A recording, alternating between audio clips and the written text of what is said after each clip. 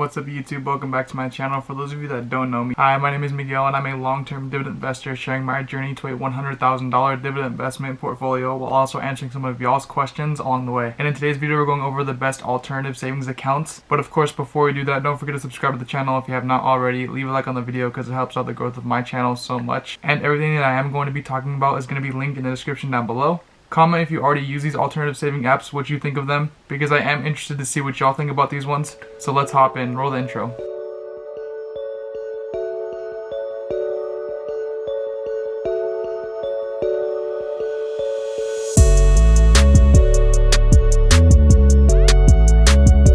As always, we have to go over my port value for the week, as well as the two purchases that I did do this week. So hopping in, as we can see, my port value is currently sitting at $14,296.60.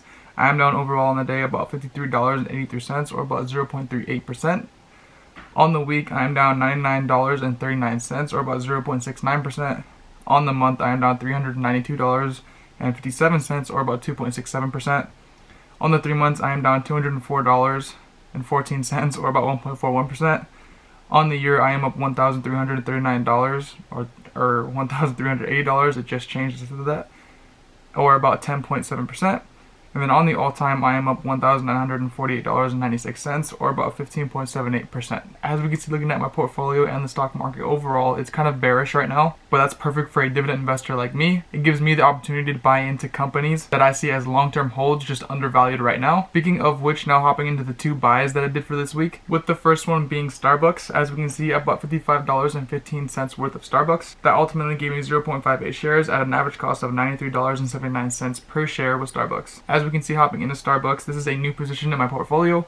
I now have 1.89 shares at an average cost of $95.14. I am down overall about $2, or about 1.24%. Now, as we can see, going into the year mark with Starbucks, they are down about $11, or about 10%. But now hopping into the 5-year view with Starbucks, they're up $38, or about 66%. That is why I'm not worried. That's why I see Starbucks as a long-term hold. I'm going to continue to dollar cost average into Starbucks because I know that they're on a huge downtrend right now, but they are going to go back up to their fair value price very soon. Or at least I hope so. Or maybe not, because I can buy more shares at a cheaper price. Either way, I'm completely okay with this. I know eventually they are going to go back up to their fair value price. The second purchase that I did for this week was buying Target. I bought $54.20 worth of Target. That was at an average price of $54.20. That ultimately gave me 0.26 shares at an average cost of $207.28 per share. Hopping into Target, I now have 4.79 shares at an average cost of $228.02. As we can see, I'm down overall about $105, or about 9% with Target. Again, hopping into the 1 year range with Target, they are still up $16, or about 8%. And then in the 5 years, they are still up $140, or about 213%. Again, just like with Starbucks, this is why I'm not worried about this at all. I know they are on a bit of a downtrend right now, but that's completely okay with me because on the positive side, I'm still going to get paid dividends from this company, which I am then going to reinvest back into the company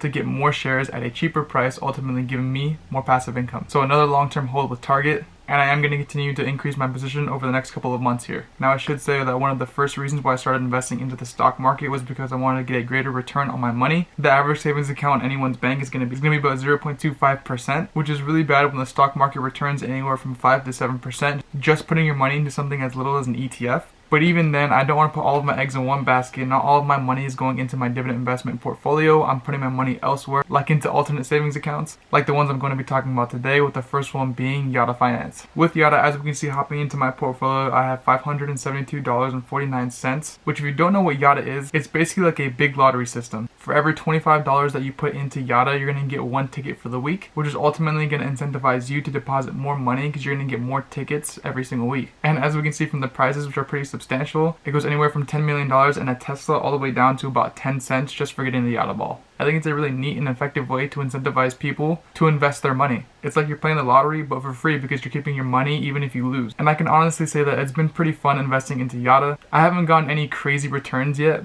with my biggest return being on September 19th, 2021, being $10.10. That was my biggest week. Other than that, I'm getting anywhere from 1 penny all the way up to about 50 cents on average. And as we can see going down, my unrealized APY for my money from January was 1.03%, which is not too bad. And for February so far, it's at 0.56%. In that time frame, $1.44. and my overall time frame $21.50. And as we can see from my core portfolio, if we take that $572 minus the $550 that I have personally put in of my own money, that gives me roughly $21 worth of prizes. And if we do the math, 4% of 550 is $22. So I've gotten roughly about a 3.5% return on my money so far in the last 8 months investing into Yada. Not too bad at all. I have beaten a traditional bank savings account interest rate, or APY, while also playing the lottery for fun every single week. Honestly, a really fun way to invest. I haven't had any trouble withdrawing money in the past, and I'm going to continue to put more money into this as time goes on, but for now I've only put in about $550. Overall, a really cool way to invest your money, and now they're coming out with a new crypto buckets, which apparently is supposed to be very similar to the lottery system, but I have not tried it yet, and that's because I have an alternate savings account just for crypto itself. So let's hop into that. Now, if you don't know what I'm talking about outlet finance. Now, I have talked about outlet finance over my TikTok, but I have yet to talk about them here on my YouTube channel. And since we're talking about alternative ways to invest your money, what outlet finance does is leverage your money in crypto, giving you roughly 9% back every single year on your money. This is just a little example of what they can give you in return. They tell you how you compare it to a traditional bank over the next 10 years.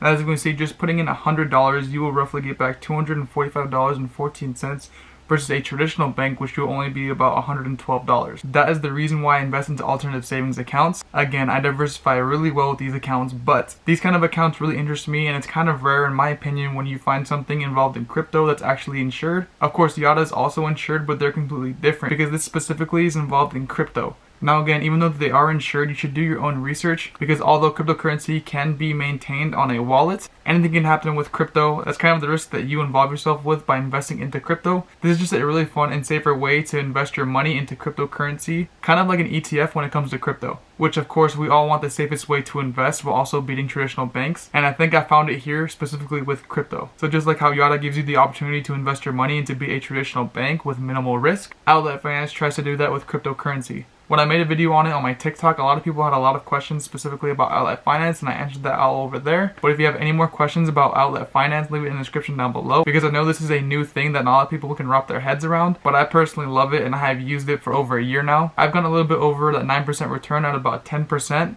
That's because I did invest early, but again, just another fun alternative way to invest your money and diversify your portfolio just a little bit more, and dabbling in crypto along the way. Now, those are the top 2 alternative savings accounts that I have found in my research and in my experience over the last 9 months or so as an investor. I think I get both ends of the spectrum with these 2 investment apps. One with crypto, one just trying to beat that traditional savings account. These are the 2 ones that I personally have loved using the most out of all of them. Again, link in the description if you want to try out any of those yourself. But as always, you should do your own research before investing. I personally know that both of them are insured, but I know everyone has lots of different reasons not to invest. I'm just showing you some of the best alternative saving methods out there. But that's pretty much it. That's all that I have for y'all this week. I know not everyone's going to love both of these accounts. I just wanted to give the best of both worlds. I know some people are interested in crypto and some people are interested in just getting a better... I know that some people are interested in crypto and I know that others are interested in just getting a better APY. Either way, these are going to solve that for y'all. But don't forget to subscribe to the YouTube channel if you have not already. Leave a like on the video because it helps out my channel growth so much. And that's all that I have for y'all this week. I will catch y'all next week. Peace.